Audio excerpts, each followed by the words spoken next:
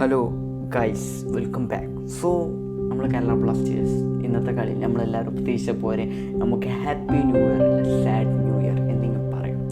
അത്രത്തോളം നമ്മൾ കേരള ബ്ലാസ്റ്റേഴ്സ് പൊട്ടി എന്നിങ്ങനെ പറഞ്ഞേ പറ്റും. ഓക്കെ, അപ്പോൾ കേരള ബ്ലാസ്റ്റേഴ്സ് ഈ പൊട്ടി എനിക്ക് വളരെ നല്ല അഭിപ്രായമാണ്.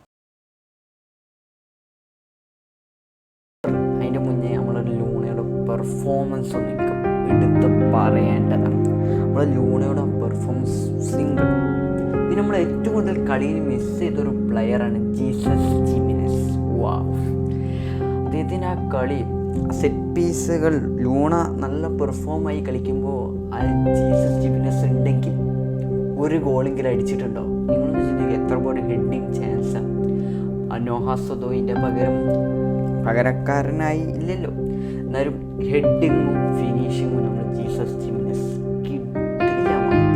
ആ ഒരു കിട്ടില്ല മനുഷ്യനെ നമുക്ക് മിസ് ചെയ്യുന്നുണ്ട്.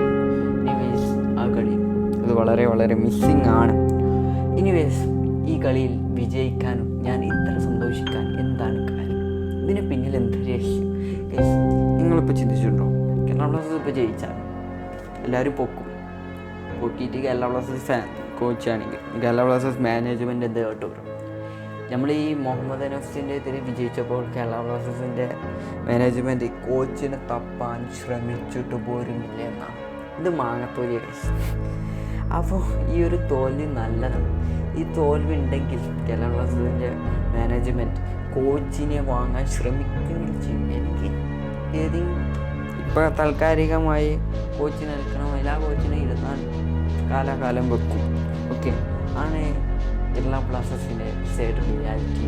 നമുക്കൊന്നും ഇതൊന്നും പറയാൻ പറ്റില്ല. നമ്മളെന്ത് ചെയ്യാൻ? വി ആർ ഹെൽപ്ലെസ് എന്നെങ്കിലും ഉണ്ട് പറയാം.